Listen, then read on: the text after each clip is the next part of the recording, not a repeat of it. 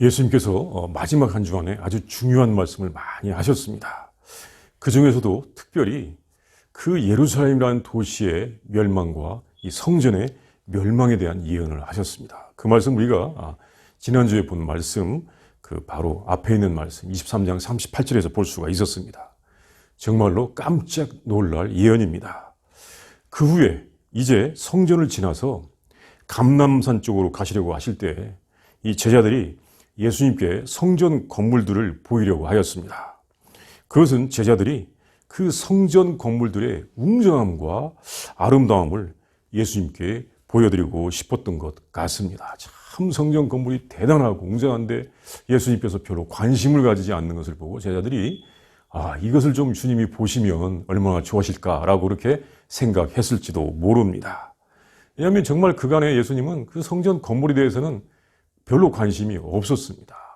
대신 다른 것에 관심을 가지고 있었습니다. 그 당시의 성전은, 그 예루살렘 성전은 정말로 큰 건물이었습니다. 이 성전 뜰의 총 넓이는 약 35에이커 정도 되었다고 합니다. 이 평수로 해보니까 약 4만 3천 평 정도 됩니다. 대단히 넓은 땅이죠. 또 이 길이를 봐도 이 동쪽이 469m, 서쪽이 479m, 북쪽은 306m, 남쪽은 276m나 되는 그런 넓은 땅 위에 있었습니다. 그 성벽의 높이는 29m였습니다. 그러니까 10층 정도의 건물의 높이입니다. 10층 정도의 건물의 높이입니다. 또 이 성전 건물의 크기도 대단했는데 앞 현관의 높이가 46m나 되었다고 합니다. 46m면 15층보다도 더 높다고 할 수 있습니다. 이 옛날 건물의 성전의 현관이 15층보다도 더 높은 그런 높이를 가지고 있었고, 또 이 정면과 동쪽 면은 금판으로 꾸며져 있었다고 합니다. 금으로 정면과 동쪽을 장식해 놓았습니다. 그 건물을 만드는 이 돌의 크기도 가로가 7.3m, 세로는 1.2m나 되었습니다. 얼마나 큰 돌입니까? 그리고 그 건축하는 기간도 성전은 10년이나 걸쳐서 공사를 했습니다. 주전 19년부터 시작해서 10년에 걸쳐서 그 성전을 만들었습니다. 또 성전의 외벽 공사는 주 26년에 시작해서 주 63년경에 마쳤다고 합니다. 예수님께서 그 성전에 계실 때 그 성전은 아직도 공사 중이었습니다.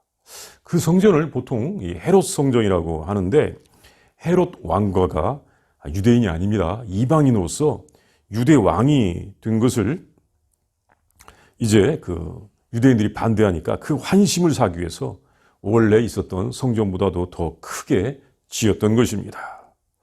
이렇게 크고 화려한 성전을 보면서, 정말 그 크고 화려한 성전을 보면서 제자들은 정말 좋았고 감탄했던 것 같습니다. 우리들도 사실 큰 건물에 가서 보면 이야 대단하다 이런 생각할 때가 있지 않습니까? 제자들이 그런 느낌이었습니다. 그러면서 예수님께서 그 건물에 관심을 가지시기를 원했던 것 같습니다. 제자들은 이제 곧 예수님께서 그 큰 성전을 중심으로 온 세상을 다스리실 구세주라고 하면서 그렇게 말했는지도 모릅니다. 사실 그리스도께서 온 세상을 영원히 통치하신다. 우리 예수님께서 여기서 온 세상을 다스릴 거야. 그렇게 제자들이 자랑스러워했을 것 같기도 합니다. 그때 예수님께서는 이렇게 말씀하셨습니다. 너희가 이 모든 것을 보지 못하였느냐? 내가 진실로 너희에게 이르노니 돌 하나도 돌 위에 남지 않고 다 무너뜨려지리라. 이 큰 건물들이 완전히 무너지게 되리라. 이 큰 건물의 웅장함과 아름다움에 관심을 가지고 있던 제자들에게 예수님의 대답은 충격적인 대답입니다. 이 건물 자랑스러워하지 마라. 완전히 무너질 날이 올 것이다. 그 예수님의 말씀 가운데 너희가 이 모든 것을 보지 못하느냐라고 하는 이 말 속에 상당한 중요한 단서가 있는데, 이 건물의 무너짐의 원인이 들어있는 것 같습니다. 그 후에 예수님은 제자들과 함께 맞은편에 있는 감람산으로 가셔서 그 예루살렘 도시를 바라보시고 앉으셨습니다. 그때 그 예수님의 말씀을 듣고 놀란 제자들이 예수님께 와서 개인적으로 질문하였습니다. 선생님, 우리에게 알려주십시오. 어느 때 이런 일이 있겠으며 또 주님께서 임하심과 세상 끝에는 무슨 징조가 있습니까? 세상 끝에 사인이 무엇입니까? 그 질문에 예수님의 대답이 24장 4절부터 24장 전체에 다 나와 있는데 이 말씀을 통하여서 성전에 무너질 때, 파괴될 때 일어날 일들을 말씀하셨습니다. 그리고 세상의 종말에 대하여 말씀하셨습니다. 성전의 멸망과 세상의 종말, 이 멸망과 종말. 예수님께서는 그 성전의 멸망을 통하여 세상의 종말을 연결시켜서 말씀하셨습니다. 그 전까지 예수님께서는 이 세상의 종말에 대하여 교훈을 주신 적이 없었는데 이 성전의 멸망을 통하여 세상의 종말도 함께 교훈을 주신 것입니다. 이것은 이유가 있는데 왜냐하면 제자들이 이 두 가지를 연결시켜서 질문하였기 때문입니다. 제자들이 그 성전은 영원할 것이라고 그렇게 믿고 있었던 것입니다. 그리고 구세주이신 예수님께서 세우실 그 왕국, 보통 제자들은 다윗의 왕국으로 알았는데 이 다윗의 왕국은 영원할 것이라고 믿었기 때문에 그 성전이 무너질 때가 곧 세상의 끝이라고 생각하였습니다. 예수님께서 그 웅장한 성전에서 온 세상을 다스릴 것이고 또 그 나라는 영원할 나라인데 그 나라가 멸망한다. 그 성전이 무너진다. 이건 정말로 세상의 끝이구나. 그래서 제자들이 그렇게 성전의 멸망과 또 이 세상의 끝에 대하여 함께 물었던 것입니다. 구약 성경을 읽고 또 알았던 제자들은 그렇게 생각할 수밖에 없었을 것입니다. 구약 성경 시편의 말씀들을 보면 그런 말씀이 있습니다. 예루살렘은 영원할 것이다. 그 나라는 영원할 것이다. 그런데 그 성전과 도시가 멸망한다? 주님이 말씀하셨습니다. 그래서 이 말씀을 보면 이 성전에 무너질 때와 또 역사의 종말에 되어질 일들이 혼합되어서 같이 나와 있습니다. 정말 제자들이 충격을 받았을 것입니다. 이 15절에서 28절 말씀, 오늘 읽지 않고 이제 다음에 볼 말씀인데 이 말씀은 직접적으로는 예루살렘의 멸망에 관한 말씀이지만 세상의 종말과도 관련이 되어 있는 말씀입니다. 왜냐하면 역사는 반복되기 때문에 그렇습니다. 예수님의 말씀대로 그 성전은 주 70년에 멸망하였습니다. 주님이 말씀하신 지 40년 후에 멸망한 것입니다.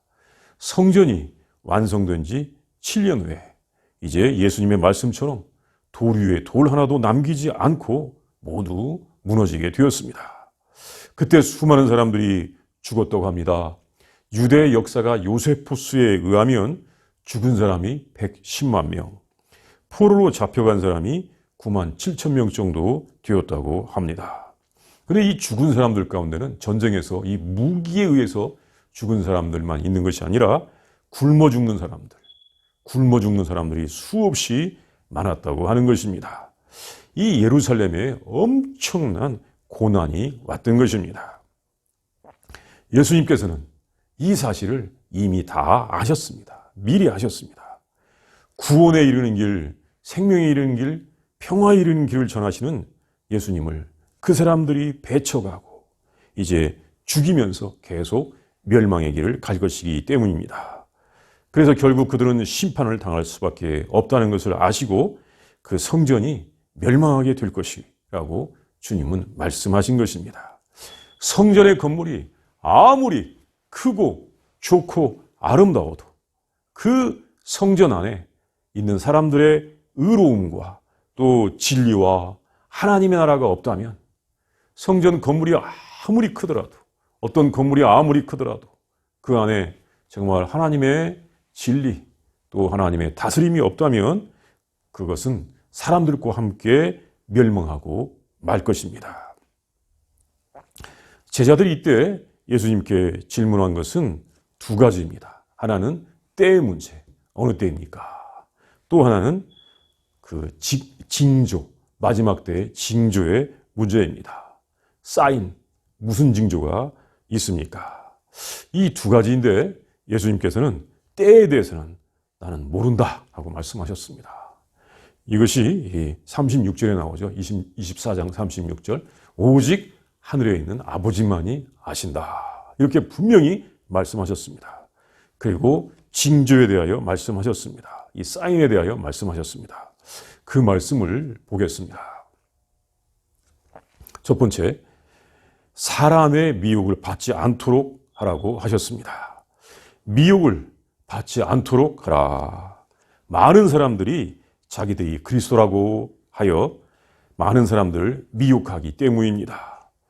거짓 그리스도의 미혹을 받지 말아야 합니다. 오늘날에도 많은 이 거짓 그리스도가 있다고 합니다. 미국에도 상당히 많이 있다고 합니다. 이단의 교주들이 그런 사람들입니다. 거짓 그리스도, 거짓 구세주는 예루살렘이 멸망할 때에도 있었다고 합니다. 그때 벌써 이 시몬 마가스와 이 바르코바라고 하는 거짓 그리스도가 있었다고 합니다. 참 이 거짓 구세주의 역사가 굉장히 길죠. 사람들 중에는 자기들이 이 그리스도라고 자기를 신성시하게 여기는 사람들이 있습니다. 언젠가 신문을 보면서 참 놀란 일이 있었는데 이 몇 년 전에 한국의 한 여자 목사가 자기 자신을 하나님이라고 그렇게 하였다고 합니다. 이 종교 생활을 잘못하면 이렇게 착각에 빠지게 하는 경우도 있는 것입니다. 이 교만의 극치를 달리게 됩니다. 마지막 때에는 참 이렇게 영적으로 혼미한 세상이 올 수도 있는 것입니다. 사실 어떻게 생각해 보면 이 믿음이라는 것이 쉬운 것 아닌가? 믿으라. 이것도 믿으라. 저것도 믿으라. 막 믿으라고 큰 소리를 외치기만 하면 그 사람이 과연 뭔가 있어 보이고 뭔가 이 권위 또는 은사가 있는 것 같아라고 사람들이 생각하기도 합니다. 그래서 누구나 쉽게 선지자가 되고 또 교주가 되기도 하고 또 구세주까지도 되고 심지어 하나님이라고까지 또 할 수 있다고 생각을 하기도 하는 것 같습니다. 이렇게 참 가볍게 설치는 사람들이 있습니다. 정말 막 마이크 잡고 큰 소리로 외치면 자기가 진리를 외치는 것처럼 그렇게 설치는 사람들이 오늘날에도 있습니다. 그런데 알고 보면 이 신앙의 내용이라고 하는 것이 결코 쉬운 것이 아닙니다. 정말 이것이 쉽다면 우리 성경이 이렇게 두꺼울 필요가 없습니다. 그 두꺼워가지고 성경 말씀 읽을 때 얼마나 우리가 참 지루하게 읽기도 합니까?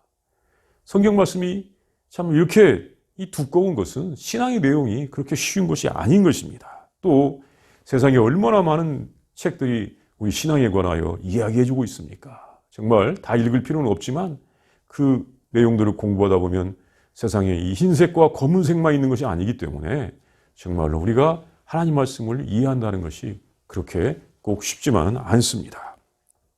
또 진정한 구세주께서는 조용하게 계셨습니다. 우리가 이 성경에서 보듯이 예수님께서는 결코 자기 자신을 막 드러내놓고 외치고 선전하고 다니시지 결코 않았습니다. 예수님께서 많은 병자들을 고치셨는데 이 병자들을 고치신 것은 예수님께서 자기 자신을 드러내기 위한 것이 아니라 그 고통받는 참 이 불쌍한 사람들을 보고 그 불쌍한 사람들을 사랑하기 위하여 정말 불쌍한 사람들을 사랑하다 보니까 그 병들이 다 나은 것이었습니다. 물론 예수님은 하나님으로서 모든 병을 고칠 수 있는 능력이 다 있었습니다. 그런데 그 병을 고치는 정말 그 능력, 은사보다도 앞섰던 것이 예수님의 그 고통받는 사람들을 향한 사랑이었던 것입니다. 예수님을 세상에 알린 것은 예수님 자신이 아니고 다른 사람들이었습니다. 예수님을 알린 사람은 누구였냐면 세례 요한이었고 예수님의 제자들이었습니다. 그러니까 이 세례 요한이 참 큰 역할을 한 것입니다. 예수님을 세례 요한이 알렸습니다. 그리고 제자들이 알린 것이었습니다. 그런데 마지막 때에는 거짓 그리스도들이 많이 나타납니다. 그래서 사람들을 미혹합니다. 자기 자신이 막 그리스도라고 그렇게 스스로 주장하고 다닙니다. 광고하고 선전합니다. 그 거짓 그리스도 때문에, 거짓 선지자들 때문에 사람들은 미혹을 받고 영적으로 혼란한 세상이 되고 그러면서 혼란과 환란이 가깝게 오는 것입니다. 우리가 여기서 생각할 것이 하나 있습니다. 그것은 뭐냐면 거짓 그리스도들이 마지막 때에 나타난다라고 이렇게 말씀하셨는데, 야, 거짓 그리스도들이 나타난다. 그러니까 마지막 때가 되었기 때문에 나타난다라고 하기보다는 거짓 그리스도들이 나타나기 때문에 마지막 때가 된다고도 할 수가 있는 것입니다. 왜냐하면 거짓 그리스도들이 나타나서 사람들 영적으로 혼란스럽게 하고 많이 정말 이 갈등을 부추기기 때문에 이때 마지막 때, 고통의 때, 멸망의 때를 가져온다고 할 수가 있는 것입니다. 그러니까 이 거짓 그리스도들이 나타나서 사람들을 혼란하게 하면서 이때 정말 멸망의 때를 가져온다고 이렇게 알 수 있는 것이 어떻게 보면 더 우리가 더 잘 알 수 있는 그런 말씀입니다. 예루살렘 성전이 이 멸망할 때에도 예루살렘을 구할 수 있다고 주장하는 거짓 선지자들이 여럿이 있었다는 것입니다. 사실 그 도시와 그 성전은 회개하지 아니하고 의와 진리가 사라졌기 때문에 이미 하나님의 심판이 예정되어 있었는데도 사람들을 미혹하는 자들이 여럿이 있었다는 것입니다. 중요한 것은 우리들이 미혹되어서 진리에서 떠나면 멸망의 때가 온다는 것입니다. 이것을 우리가 잘 생각해야 하는 것입니다. 이 멸망의 때이니까 거짓 선지자들이 나타났다고 하는 것과 거짓 선지자들에 의해서 사람들이 미혹을 당하기 때문에 멸망의 때가 오는 것인지, 그러니까 우리가 이 미혹을 당함으로써 멸망의 때가 오는 것인지, 아니면 멸망의 때가 예정되어 있기 때문에 거짓 선지자들이 나타나는 것인지, 여기서 우리가 생각해 볼 면이 있습니다. 예수님께서 어떤 것을 말씀하셨는지를 우리는 잘 판단해야 됩니다. 근데 중요한 것은 우리가 이렇게 거짓 그리스도들에게 미혹당하지 말아야 하는 것입니다. 이제 두 번째는 난리와 난리 소문을 듣겠고 민족 간에 나라 간에 전쟁이 있겠고 곳곳에 기근과 지진이 있는데 이것은 끝이 아니라 재난의 시작입니다. 그러나 두려워할 필요는 없습니다. 본문 말씀 7절에서 민족이 민족을, 나라가 나라를 대적하여 일어나겠고 곳곳에 지진이 있으며 기근이 있으리니 이는 재난의 시작이라고 하였습니다. 이 전쟁에 관한 소문이 있고 또 전쟁이 일어난다고 말씀하셨습니다. 이것은 사람들이 거짓 영에 의해서 미혹되어서 사람들이 혼란에 빠지니까 사람들 또 집단들 또 국가 간에 서로 싸우는 것입니다. 그 싸움이 많아지는 것입니다. 세상의 평화는 깨지고 분쟁이 계속 일어나게 되는 것입니다. 사실 이 세상에 이 전쟁이 없었던 때는 없는 것 같습니다. 우리가 이 세계 역사를 봐도 얼마나 전쟁이 많았습니까? 그런데 전쟁의 소문이 더 많아진다는 것은 사람들 사이의 이해관계가 더 많이 이해관계가 더 많이 부딪힌다는 데 있습니다. 세상이 더 각박해지는 것입니다. 사람들이 자기들의 이익을 더 중요하게 생각하고 정말 다른 사람들에게 사랑을 베풀지 않는다는 것입니다. 공동체는 깨지고 영혼이 미혹되고 거짓된 종교인들이 많이 일어나기 때문에 전쟁이 더 많이 일어날 수 있는 것입니다. 우리가 이 말씀은 디모데 후서 3장에서도 볼 수가 있습니다. 정말 세상에는 전쟁과 갈등이 일어나는데 이 전쟁과 갈등이 일어나게 되는 것은 이 거짓의 영에 미혹받은 사람들, 특별히 종교인들 때문에 사람들이 미혹되어서 그 갈등과 고통이 전쟁과 난리로 나타나는 것입니다. 그리고 또 세상에 기근과 지진이 일어나는 것은 인간이 불어낸 이 탐욕이 그 원인인 것입니다. 오늘날 이 환경 파괴, 정말 이 환경 재앙, 기후 재앙이 얼마나 심각합니까? 이것은 정말 심각합니다. 이 기후 위기, 환경 파괴의 영향이 정말 그 많은 기근과 지진, 또 이런 자연재해를 가져옵니다. 이것은 이 환경 파괴는 알고 보면 인간의 탐욕이 가져온 일들입니다. 이것은 대량 생산, 대량 소비라고 하는 인간의 탐욕이 가져왔습니다. 우리 인간들이 꼭 대량 소비만을 하지 않아도 되고 또 서로 나눠 쓰고 또 섬기면서 아껴 쓰고 그랬다면 정말 이 기후위기는 훨씬 늦게 오든지 아니면 막을 수가 있었을 것입니다. 우리가 이 기후위기에서 벗어날 수 있는 길은 정말 서로 사랑하고 서로 섬기고 나눠 쓰는 그곳에 그런 방법, 믿음의 방법에 있는 것입니다. 그런데 마지막 때에는 이렇게 기근과 지진, 또 재난, 홍수 이런 것들이 더 많아지게 되는 것입니다. 이제 세 번째는 가장 중요한 종말의 징조인데 이 천국 복음이 모든 민족에게 증언되기 위하여 온 세상에 전파되니 그제야 끝이 오리라고 하셨습니다. 구원의 복음이 온 세상에 전파되고 세상의 끝이 오는 것입니다. 하나님의 나라의 복음이 온 세상에 전파되면 세상의 끝이 온다. 이것은 역설적인 것처럼 보입니다.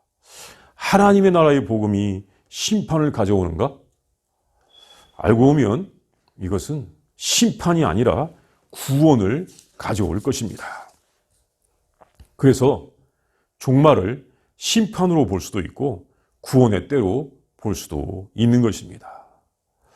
끝은 구원의 때로 오든지 멸망으로 오든지 둘 중에 하나로 오는 것입니다. 성경을 보는 분들 가운데서 어떤 분들은 이 끝 하면 재난, 재앙, 그래서 이 대파멸로만 생각하는 경우가 있는데 사실은 하나님 말씀을 잘 보면 구원의 때로서 종말이 올 수도 있다고 하는 것을 우리에게 전해 줍니다. 그러면 왜 복음이 전파되는데 또 심판이 올 수도 있느냐는 것입니다. 이것은 복음이 전파될 때에는 반작용도 심한 것입니다. 분명히 세상에는 사탄, 이 대적자가 있습니다. 하나님을 대적하는 대적자가 에덴 동산에서부터 있어가지고 하나님을 대적해 왔는데 그 대적자가 복음의 전파와 함께 자기의 영향력이 사라지는 것을 알기 때문에 더 많이 미혹을 합니다. 그래서 거짓의 영에 미혹된 그런 거짓 선지자들이 많이 일어난 것 같기도 한 것입니다. 그래서 세상에는 이 좋은 일과 나쁜 일이 일어날 가능성이 더 높아지는 것입니다. 우리가 이 좋은 일을 하기를 힘쓰면서도 항상 악한 일에 대비를 해야 하는 것입니다. 선한 일을 할 때에는 악한 존재는 더 강하게 작용을 합니다. 복음이 온 세상에 전파될 때 사탄도 더 강력하게 일하면서 사람을 미혹시킨다는 것입니다. 그런데 그 대적을 이기고 그 방해를 이기고 온 땅에 복음을 전할 수 있을 때 우리는 환난과 고통과 어려움이 있던 세상의 끝이 가까웠다고 할 수가 있습니다. 이 끝은 좋은 의미의 끝일 수도 있고 또 나쁜 의미의 종말 끝일 수도 있습니다. 이것이 복음이 전해주는 메시지 말씀입니다. 우리는 거짓 그리스도, 거짓 선지자, 거짓 선생을 주의해야 한다는 것을 다시 한번 우리가 알아야 할 것입니다.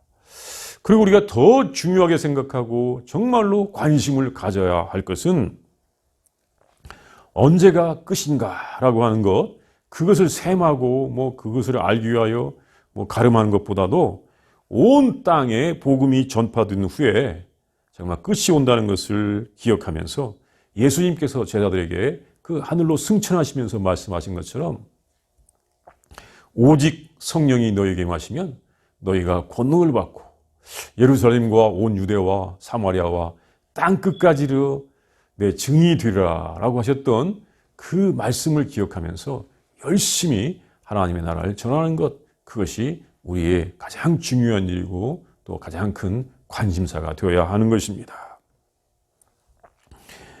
우리 앞에는 구원의 종말과 멸망의 종말이 함께 기다리고 있습니다. 여기서 우리가 믿음으로 복음을 전하여 구원의 길을 선택할 수도 있고 또 불신앙으로 멸망의 길을 갈 수도 있는 것입니다. 우리들은 이 멸망의 길을 가는 것이 아니라 복음을 믿고 전하는 구원의 길을 선택하는 예수님의 제자들이 다 되어야 할 것입니다.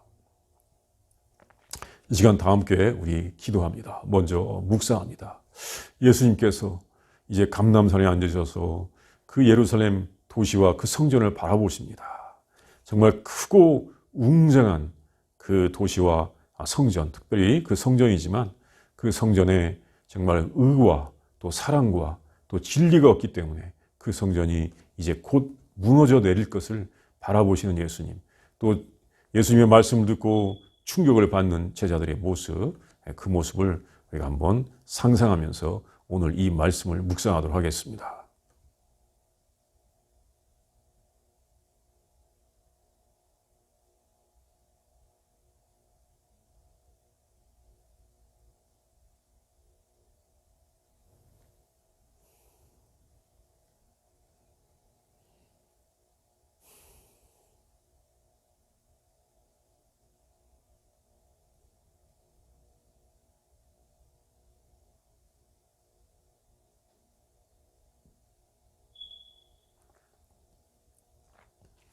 구원의 하나님, 진리의 하나님, 생명의 하나님, 의의 하나님, 참으로 감사합니다.